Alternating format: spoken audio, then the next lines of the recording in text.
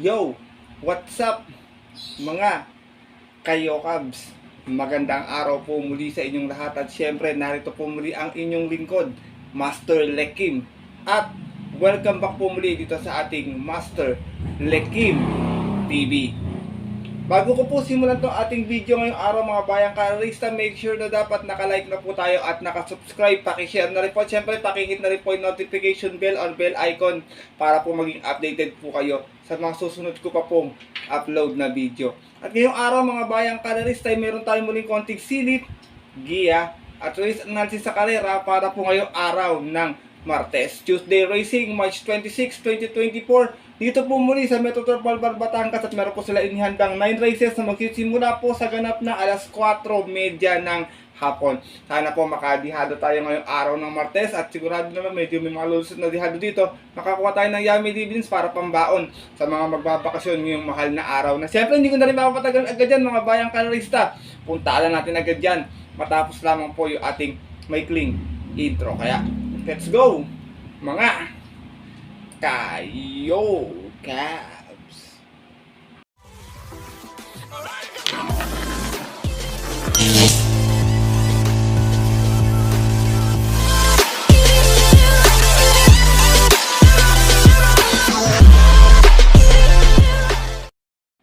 At gaya nga po ng nabanggit ko kayo na sa ating intro, meron tayong 9 races ngayong araw po ng Martes. Siyempre meron tayong dalawang set ng winner take all, dalawang pick 5, isang pick 6 at isang pick 4 event. Medyo may kakapalan ng konti ating lineup mga bayang kalarista. May mga posibilidad na lumusot ng mga dihado. Pwede rin naman bahagyang magyamada pero medyo kalat yung spread ng ating mga bentahan. May mga dividendo pa rin. Yung mga paborito pati mga tinatayang exotic bets na I hope mapasama tayo sa mga winners ito ngayong araw po ng Martes mga bayang karalista. Kaya ito, hindi ko na rin papanagan agad yung ating mga konting silip at guys. Siyempre wala na pong patumpik-tumpik pa. Good luck po sa inyo lahat. Happy racing and start na po tayo. Race number 1, National Women's Month. Start na ating first winner take all event. 1400 ating distansya, 2-year-old and above maiden. Meron tayong 13 runners but 12 in betting number lamang po dito sa karera na ito. Ito medyo may magulong karera kasi non-winner. Alam na may mga pwedeng bumulaga dito sa karera na to. Pero dito ako, first choice ko, tingin ko horse to beat. Couple entry 2 and 2A, imported horse Queen of the Nile with JB Hernandez and 2A Han City with John Alvin Guse. Itong si Queen of the Nile, ito siguro to sa nabaturan last week. Meron tong 115.2 mga bayang karisa sa 1200 na segunda po to siya nagdala ng marcha. Out of 5 runners na naglaban-laban natin po ng March 17 kung saan ang nanalo po doon. Yung nanalo kahapong si Ridgers. Same rider pa rin tayo dito, JB Hernandez para sa ating imported horse sa numero 2 na si Queen of the Nile. Samantala namang 2A na si Han City galing sa isang 3-year-old maiden stakes race last time, may 129.2, dumating pong pang 5, umalis ng 3-4 out of 9 runners na naglaban-laban at yun po ng March 17 kung saan ang nanalo po doon yung nayamadong si Worshipful Master. Same rider pa rin tayo dito, John Alvin Guse para sa ating 2A na si Han City. Second choice ko na nakikita ko medyo pwedeng magbigay ng upset sa kanila. Last time medyo nabitin to eh. Magaling yung nakalaban nila na doon. Numero 6, Warchip. Narirendaan po ni Kelvin Abobo. Last run may 129.6 kung saan nasigunda po ito. Umalis po ito ng 3-1. Out of 13 runs naglaban-laban sa isang 3-year-old maiden noong March 8. Kung saan ang nanalo po doon yung galing pa sa likurang kabayong si Wild is the Win. Same rider pa rin po tayo dito. Kelvin Abobo para sa ating numero 6 na si Warchip. Race number 1 mga bayang karalista, non-winner kung may nasisipat kayo magandang pang-up sa torpang dihado, dagdag na lamang po tayo ha. First choice ko po muli, horse to beat 2 and 2A, Queen of the Nile and Han City. Second choice numero 6, Warchip. Good luck po. At lipat na po tayo sa ating race number 2, start na ating first pick 5 event, Pilra Commating Beast Class 5.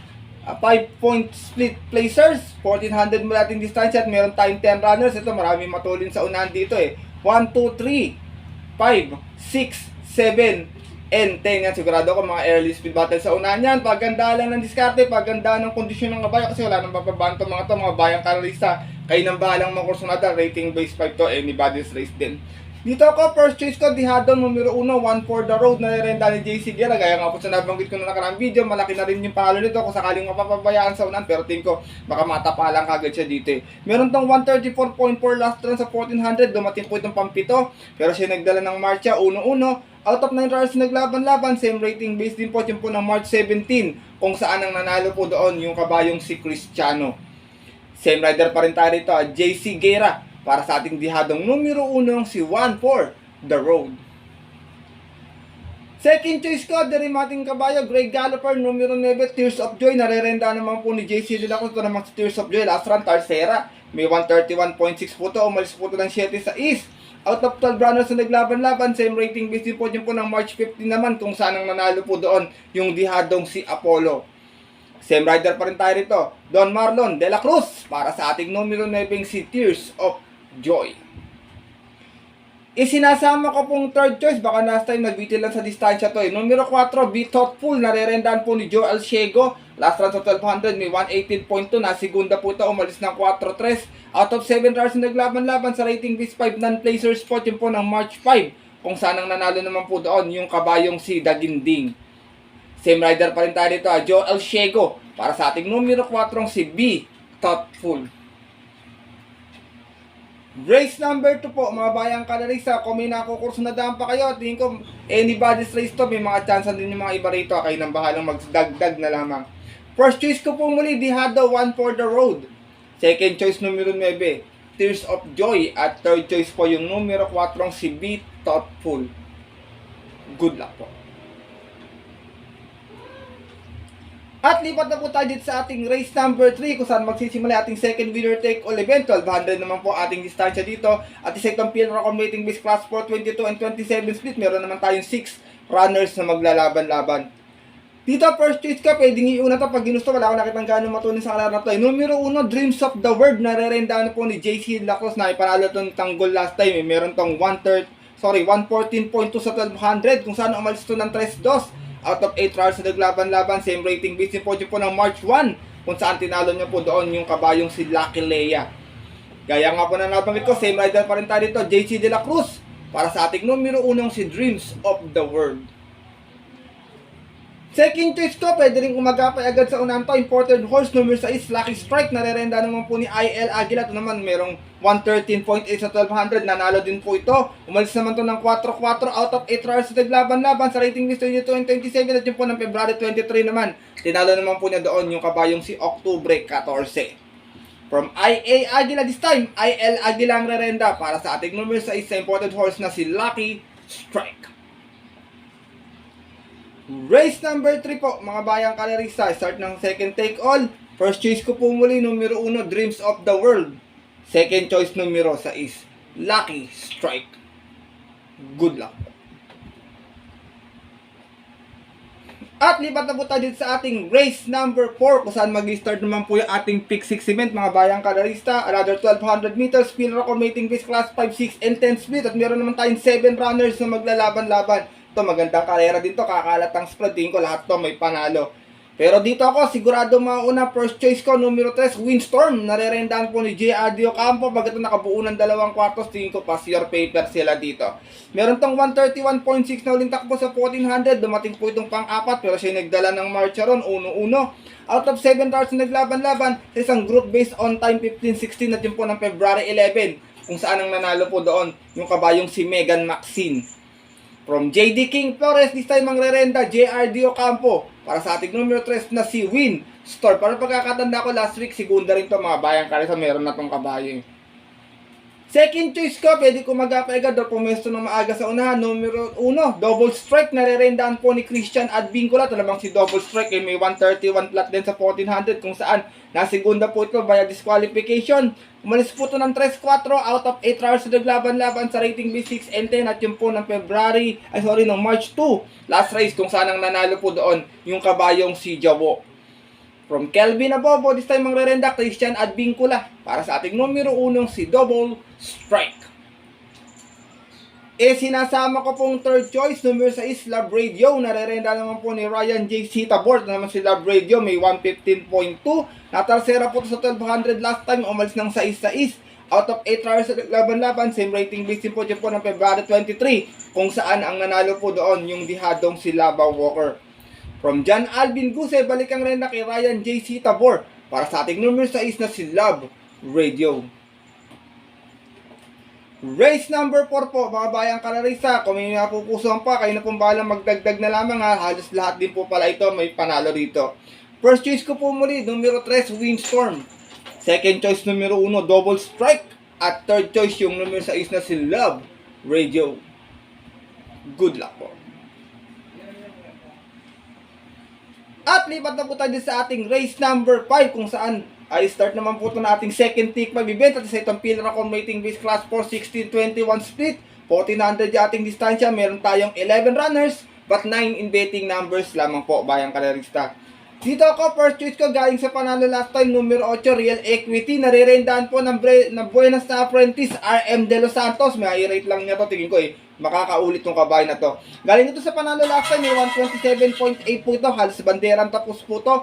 Out of 14 rounds na naglaban-laban, same rating based din po dyan po ng March 17 last race. Kung saan tinalo niya po doon yung kabayong si Work From Home. From Mark A. Alvarez, isa yung mangrerenda, Apprentice RM De Los Santos. Para sa ating numero 8, si Real Equity. Kung sakaling mabubuliglig siya na magtangkang humabol sa kanya rito, yung 3, yung 4, baka mapabor naman po sa Dalimati ito. Kaya kinasama ko pong second choice, lone imported horse in this race, numero 6, maaasahan. Narerendahan po ni Alison Pabilik. Ito naman pong si maaasahan sa 1200 last time. Segunda po ito, may 114.8. Umalis ng 4-4 out of 7 rounds na naglaban-laban. Same rating based din po siya po ng March 19 kung saan nakalaban niya po doon yung kabayong si Don't Stop Believin'. Same rider pa rin tayo rito, regular jockey Alison Pabilik para sa ating numero 6 na si maaasahan. Race number 5 po, mga bayang kalarista. First choice ko po muli, yung galing sa panalo last time, numero 8, Real Equity. Second choice, lone imported horse, numero 6, maaasahan. Good luck po. At narito na po tayo sa ating race number 6 kung saan paratingan to ng first pick 5 natin na magsisimula naman yung ating pick 4 event. Sa itong pillar accommodating base class 5 non-placers, 1200 yung ating distansya. Meron tayong 7 runners na maglalaban-laban. Dito mga bayang kalarista, first choice ko, long shot ko po ngayong araw ng Martes, numero 7, Heavenly Star. Narerendahan po ni DL Camaniero. Itong si Heavenly Star, may 118.8 po ito sa 1200. Dumating po itong pang-anim. Umalis po ng 3-4 out of 7 rounds na naglaban-laban. Same rating base na din po. At yun po ng February 23, race 1. Kung saan ang nanalo po doon, yung kabayong si Silver Lining. From Alison Pabilik, di sa mga rerenda, DL Camaniero para sa ating long shot of the day na numero 7 na si Heavenly Star. Second choice ko, magdadala ng matcha. Last time maganda na rin yung tinakbo ito. Medyo magaling na talaga yung mga nakalaban. Numero 6 is Sky Magic na nirendahan po ni Pabs M. Cabalejo. Last run may 118.6 sa 1200. Dumating pong pang-apat. Umalis ng 2-1 out of 6 rounds na naglaban-laban. Same rating based din po dyan po ng March 19 naman kung saan ang nanalo nga po doon yung kabayong si Little Miss Saturday. Same rider pa rin tayo dito, Pabs M. Cabalejo para sa ating numero 6 na si Sky Magic. Isinasama ko pong third choice, numero 1, Ariana. Narerendahan po ni Apprentice A.R. Ramos. Baka makapulot ng unang panalo itong hinati na ito, mga bayang karista. Ito naman pong si Ariana, may 115.8 sa 1200 kung saan nasigunda po ito. Siya yung nagdala ng marcha out of 3 rounds naglaban-laban sa isang barrier run po. At yun po ng February 9 kung saan ang nanalo po sa kanilang barrier run yung kabayong si Bosa Nova. From Apprentice GL Ciego Jr. This time po rerenda Apprentice din A.R. Ramos para sa ating numero 1 si Ariana. Race number 6 po, mga bayang kalari, sa paratingan ng first pick 5. Kung kailangan magdagdag, dagdag na lamang. Halos lahat din po ito may panalo at wala ding pang iwan sa grupo na to. First choice ko po muli, long shot of the day, numero 7, Heavenly Star. Second choice, numero 6 is Sky Magic. At third choice, yung numero 1 si Ariana. Good luck po. At narito na po tayo sa ating race number 7 kung saan paratingan naman po ito ng ating first winner take all. Lipat na tayo sa 1400 na distansya. Pillar accommodating base class 5, 11 to 15 split. Meron tayong 11 runners but 10 in betting number lamang po. Dito mga bayang karesa, pag binigyan ng importansya ito ng may-ari, tingin ko patok po dito. Kaya sasaloyin ko na lang po, kayo na pong bahala mga bayang karesa kung may sasama kayo ha. Numero 2, Sundance, narerendahan po ni John Alvin Gusetin ko. Nasa tamang grupo na to, medyo magaang na sobra yung laban. Tingin ko pwede nang iuna pag ginusto. Lagi lang nabibitin to ng mga nakarang takbo eh. Kinala to ni Sultanov, tsaka niya nag-wall. Sino ba yung tamaan sa kanya last time? Si Valiant Friendship. Pero this time, tingin ko para sa akin, angat na. Kaya, 1 for the day ko po, mga bayang karerista. Last run niya, meron siyang 129.2. Natalsera po siya. Umalis siya ng 2.5. Out of 13 rounds na naglaban-laban, rating base 11 to 15 din po. At yun po ng March 16, last race, kung saan ang nanalo nga po doon yung dihadong si Valiant Friendship. Same rider pa rin tayo, regular jockey, El Supremo, John Alvin Guse. Para sa ating numero 2 na si Sun Dance. Race number 7. Bagamat paratingan to mga bayang karisa, kung may kursunada pa po kayo, dagdag na lamang tayo. Pero ako po, kung ako po didiskarte, siguro patapakan na lang or palakasan ng loob. Solo ko po, 1 for the day, numero 2, Sun Dance. Good luck po. At narito na po tayo sa ating penultimate race ngayong araw po ng Martes, race number 8. Another 1400 meters speed record rating base class 5, 6, and 10 split. Meron tayong 11 runners but 10 in bet, 12 runners pala, sorry, but 11 in betting number. Ito maraming matulin sa kaya na ito mga bayang karisa. Kaya kung may kursunada kayo dyan, dagdag na lamang tayo. Baka isa dyan makaporma or makadiskarte ng pwestuhan lamang. Pero dito ako, first choice ko, naka-line up ko sa stake race dapat ngayong linggo. Numero 3, La Republica. Nare-rendahan po ni Pabs M. Cabalejo. Meron tong 114.8 sa 1200 kung saan natalsera to. Siya yung nagdala ng marcha, 1-1. Out of 8 rounds na naglaban-laban sa rating base 11 to 15. Nakababa na po ng grupo to dito. At yun po ng February 21. Kung saan ang nanalo po doon, yung nayamadong si Gugma. Same rider pa rin tayo dito, Pabs M. Cabalejo. Para sa ating numero 3 na si La Republica. Kung sakaling tatapalan siya sa unahan ni Aliana, Tokyo Rumba, Himanshi, tingin ko, pakakarimata yung mga makakachamba o yung mga dirimata natin pwedeng mag-abang lamang. Second choice ko, couple entry 4 and 4A, You Never Know with Kelvin Abobo, and 4A Celebrity with JB Hernandez, isang di bandera, isang rimating mag-aabang lamang. You Never Know, last time, segunda sa 1400, may 129.6. Umalis ng 7-8 out of 11 runners na naglaban-laban. Same rating base din po yun po ng March 16 kung saan tinalo po siya doon ng Gray Galloper na si Isla Puting Bato. Same rider pa rin tayo dito, Kelvin Abobo. Para sa ating numero 4 si You Never Know. Samantala ito naman po si Celebrity, nanalo to last time, may 130.2 po ito. Umalis po ito ng 3-7. Out of 12 runners na naglaban-laban, same rating base din po yun po ng March 30 naman. Tinalo naman po niya doon yung kabayong si Ashke Nasi. Same rider pa rin tayo. Balik ulit mo kay JB Hernandez ang renda para sa ating 4A na si Celebrity. Sinasama ko pong third choice. Galing din sa panalo last time. Numero 8, Kalanggaman Island. Narerenda naman po ni si Espare Jr. Ito naman may 129.6 last time. Nanalo po ito. Umalis ng 11-9. Out of 12 runners na naglaban-laban sa isang rating B6 and 10 noong March 13. Kung saan tinalo naman po niya doon yung nabibiding kabayong si Sirsha. Same rider pa rin tayo rito si Espare. Para sa ating numero 8 si Kalanggaman Island. Race number 8 po mga bayang kalarista. Kung may napupusuan pang kursunada, dagdag na lamang po tayo rito First choice ko po muli numero 3, La Republica.